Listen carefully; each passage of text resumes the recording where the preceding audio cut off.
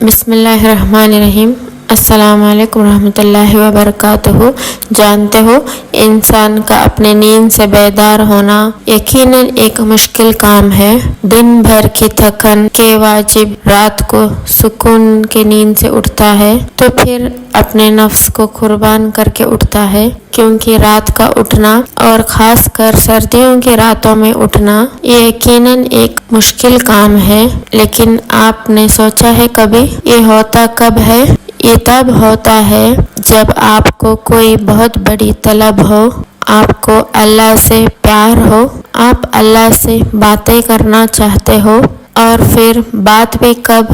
جب آپ سکون کی نیند سونا چاہتے ہیں۔ اور یہ بہت بڑی سعادت کی بات ہے کہ سردیوں کی سخت ترین راتوں میں جب کوئی اٹھ کر اللہ کے سامنے کھڑا ہو جائے اور کہے کہ اے اللہ، میں آ گئی ہوں تیرے در پہ، تو سوچیں ایسے میں اللہ ایسے لوگوں سے کتنا خوش ہوتے ہوں گے اور ان کے لیے کیا کیا فضیلتیں اور انعامات اللہ نے رکھے ہوں گے، اس کا تو آپ اور میں اندازہ ہی کر سکتے ہیں۔ سنا ہے کہ جب کوئی نوجوان چڑھتی جوانی کا شدید سردیوں کی ٹھنڈی راتوں میں اپنے گرم اور سکون وہ بستر کو چھوڑ کر نماز تہجد کے لیے اٹھتا ہے، وضو کرتا ہے اور اللہ کے سامنے نماز کے لیے کھڑا ہو جاتا ہے، تو جب وہ اللہ کے سامنے سجدہ کرتا ہے تو اللہ اس کو دیکھ کر مسکراتا ہے۔ اور ذرا اس بات کو تصور تو کریں کہ وہ بندہ کیسی عظمت اور شان والا ہے جس کو دیکھ کر میرا اللہ مسکراتا ہے۔ اور پھر اللہ پاک فرشتوں کو گواہ بنا کر کہتا ہے کہ اے ملائکہ، تم گواہ ہو جاؤ، میرے اس بندے نے مجھ سے جو مانگا ہے میں نے اسے عطا کر دیا۔ اب یہاں اگر ہم دیکھیں تو ہمیں یہ ایک بات سمجھ میں آتی ہے کہ تہجد جہاں ایک مشکل اور محنت طلب نماز ہے، وہیں یہ بات بھی سمجھ میں آتی ہے کہ یہ کوئی آسان مرحلہ نہیں ہے کہ ہر کوئی شخص تہجد تک آ جائے۔ ہر کسی کو یہ سجدہ نصیب نہیں ہوتا، بس جسے اللہ چن لے تو اس انسان کو تکبر کے بدلے شکر احسان کرنا چاہیے کہ اللہ نے اسے سجدے کی توفیق دی، کیونکہ سردیوں کی یک بستہ راتوں میں گہری نیند کو قربان کر کے صرف وہی شخص اٹھ سکتا ہے جو یا تو اللہ کا عاشق ہو یا جس کی طلب سچی ہو، یعنی جسے واقعی شدت سے کچھ پانے کی طلب ہو تو وہ تہجد کو ضرور اپنائے گا۔ بزرگ کہتے ہیں کہ اگر کسی کو واقعی کسی چیز کی طلب ہو، اس کی نیت اس چیز کے لیے سچی ہو اور وہ چاہتا ہے کہ وہ واقعی اسے وہ ملے،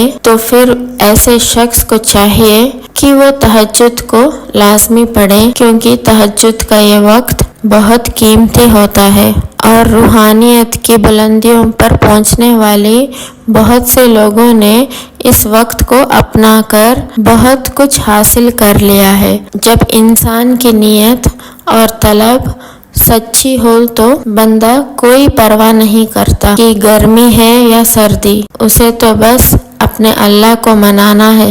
اور تجربات اور مشاہدات سے یہ بات ثابت ہے کہ وقت تہجد جس نے جو مانگا ہے اللہ نے اسے اس سے بڑھ کر عطا کیا ہے۔ اور جس طرح اللہ تعالیٰ نے دن کی روشنیوں کے ڈھلنے کا وقت مقرر کر رکھا ہے، ویسے ہی اس نے رات کے اندھیروں کا ختم ہو جانا بھی لکھ رکھا ہے۔ اور سردی کی یک بستہ اندھیری راتوں میں تہجد کی طویل سجدوں کے ساتھ رو رو کر اللہ کو اپنا حال دل سناتے ہیں، تو ذرا غور تو کر کے دیکھیں کہ تہجد کے سجدے سے فجر کے اندھیرے تک میں جب ہم سب غم اللہ کے حوالے کر دیتے ہیں نا، تو فجر کی روشنی سے اللہ ہمیں یہ بات سمجھا رہا ہوتا ہے کہ میرے بندے، میں ایسے ہی تمہاری زندگی کے अंधेरों को दिन के उजालों में बदल दूंगा। जैसे